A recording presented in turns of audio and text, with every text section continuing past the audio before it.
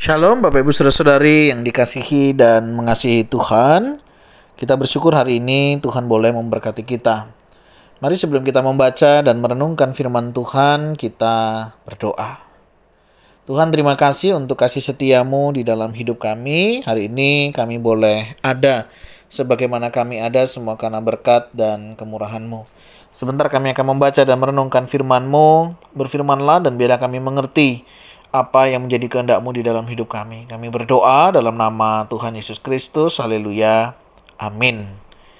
Ayat bacaan kita hari ini terambil dari Injil Lukas pasal yang ke-22, ayat yang ketiga hingga ayatnya yang ke-6. Saya akan membacakannya. Yudas mengkhianati Yesus. Maka masuklah iblis ke dalam Yudas yang bernama Iskariot, seorang dari ke-12 murid itu. Lalu pergilah Yudas kepada imam-imam kepala dan kepala-kepala pengawal bait Allah dan berunding dengan mereka bagaimana ia dapat menyerahkan Yesus kepada mereka. Mereka sangat gembira dan bermufakat untuk memberikan sejumlah uang kepadanya. Ia menyetujuinya dan mulai dari waktu itu ia mencari kesempatan yang baik untuk menyerahkan Yesus kepada mereka tanpa setahu orang banyak. Amin. Demikianlah firman Tuhan. Mari kita merenungkannya. Bapak Ibu Saudara yang dikasihi dan mengasihi Tuhan, pernahkah Bapak Ibu Saudara dikhianati? Ya, ada di antara kita yang mungkin pernah dikhianati. Apakah dikhianati oleh pacar, dikhianati oleh pasangan hidup, dikhianati oleh rekan kerja, dikhianati oleh rekan sepelayanan, atau dikhianati dengan yang lainnya. Mungkin ada di antara kita pernah, ya. Pertanyaan yang kedua, pernahkah kita juga berkhianat kepada orang lain?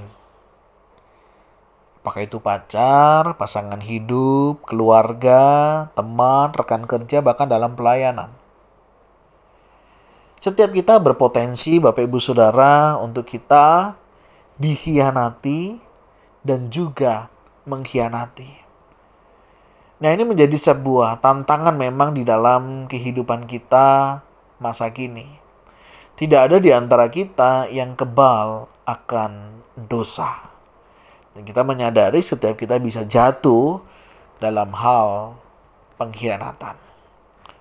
Berbicara tentang pengkhianatan ini memang bukanlah hal yang mudah. Biasanya yang berkhianat atau yang mengkhianati itu adalah orang-orang yang terdekat dengan kita. Orang yang mengenal kita, orang yang tahu siapa kita. Sakit memang ketika kita dikhianati. Tetapi hal ini tidak bisa kita hindari. Apa yang dilakukan Yesus kita akan coba melihat. Ya, pada saat Yesus dikhianati, dia tidak langsung membalas walaupun dia sudah tahu. Apa Yesus lakukan? Ya, disalib dia berdoa, ampuni mereka. Ya, karena mereka tidak tahu apa yang mereka perbuat. Ini satu tindakan yang menarik menurut saya Bapak Ibu Saudara, di mana Yesus ini ya, dia dikhianati oleh muridnya sendiri. Ya, bayangkan setiap hari bersama-sama dia dikhianati, betapa sakitnya hati itu. Tetapi Yesus tidak menyimpannya di dalam hati. Kasihnya itu jauh lebih besar. Sehingga dia mengingatkan ya, dia mengingatkan. Walaupun pada akhirnya Yudas memilih jalan yang lain. Pada saat kita dikhianati, itu pilihan sih dalam hidup kita. Mau membalas atau kita mendoakannya.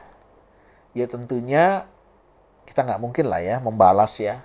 Masa iya kejahatan kita balas dengan kejahatan? Apa jadinya? Balaslah kejahatan dengan sesuatu yang baik. Nah Bapak Ibu Saudara, pada saat kita dikhianati, kita harus sadar ya. Ada faktor lain sih mungkin ya, kenapa orang berkhianat dengan kita. Ya, kadang kita juga perlu introspeksi di dalam diri, kita perlu juga menyadari bisa jadi ada kesalahan juga dalam diri kita ya. Beda memang dengan kasus Yesus. Dia nggak salah begitu ya. Dia juga benar. Dia juga tidak merugikan orang lain begitu ya. Mungkin orang lain yang punya ekspektasi yang lain begitu ya, sehingga ekspektasinya tidak sesuai dengan yang diharapkan dan diinginkan, sehingga Yudas berpikir ya sudahlah buat apa. Walaupun pada akhirnya dia menyesal. Nah, cuman penyesalannya di jalan yang salah. Nah, jika ada di antara kita Bapak Ibu Saudara ya dikhianati, kita perlu menyadari itu sakit dan itu sangat menyakitkan. Apa yang perlu dilakukan? Ya selesaikan. Ya. Minta maaf, minta ampun, misalnya begitu ya. Selesaikan, bicarakan ya. Nggak perlu naruh dendam. Nggak perlu menaruh kebencian. Karena ketika kita memberi ruang kebencian dan dendam, itu akan membuat iblis jauh lebih masuk ke dalam. Yang akhirnya kejahatanlah yang akan dimunculkan. Betapa sering kita mendengar berita, ya, pengkhianatan-pengkhianatan yang terjadi, yang berujung pada hal-hal yang tidak baik.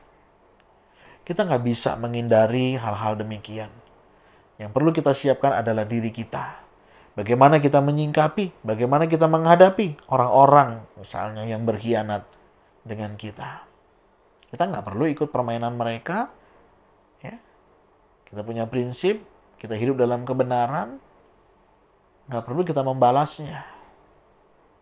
Ini menjadi prinsip. Dan ini yang Yesus kerjakan. Jadi artinya ketika kita dikhianati, lepaskanlah pengampunan.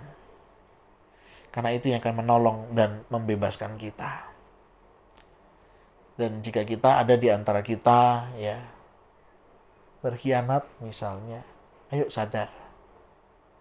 Sadari apa yang sudah kita lakukan, jangan sampai semakin terpuruk ya, karena ketidaksukaan, karena kebencian ya, karena sakit hati, kecewa, marah, begitu ya. Kita malah mereka-rekakan yang jahat untuk orang lain. Ya, melakukan pengkhianatan yang ada. Gak perlu dan gak perlu dibalas ya. Pembalasan adalah haknya Tuhan. Bagian kita apa? Berdoa, memberkati, dan percayalah kita akan melihat bagaimana cara Tuhan berkarya di dalamnya. Mari Bapak Ibu Saudara, firman Tuhan hari ini boleh mengingatkan kita bahwa setiap kita bisa berpotensi baik dikhianati maupun mengkhianati. Pada saat kita dikhianati, doakan, lepaskan pengampunan. Tapi pada saat kita berkhianat, kiranya Tuhan mengingatkan dan menegur kita untuk kita boleh hidup dalam kebenaran. Dan kiranya Tuhan menjaga hati kita. Jika ada di antara kita yang tahu kita dikhianati, doakan mereka. Lepaskan pengampunan dan kasihilah mereka. Dan jika ada di antara kita berkhianat, mari kita sadari, mari kita ingat-ingat apa yang semestinya kita lakukan di dalam hidup ini. Tuhan, terima kasih. Kami bersyukur untuk kasih setiamu. Engkau mengasihi kami, Engkau menolong kami, sehingga kehidupan kami dari hari ke hari boleh ada dalam kasih dan kemurahan Tuhan. Terima kasih ya Tuhan, kami rindu Engkau menjaga hati dan pikiran kami. Jika ada di antara kami yang terluka, sakit karena dikhianati, pulihkan Tuhan. Sehingga setiap kami juga boleh mengalami pemulihan. Ajar kami mengasihi mereka, ajar kami mengampuni mereka, dan biarlah kami hidup dalam damai sejahtera-Mu. Jaga hati dan pikiran kami Tuhan, untuk kami boleh tetap hidup dalam kasih dan anugerah-Mu. Berkati, kami mohon berkat-Mu, dalam nama Tuhan Yesus Kristus. Haleluya. Amin. Bapak Ibu Saudara, demikianlah renungan kita hari ini.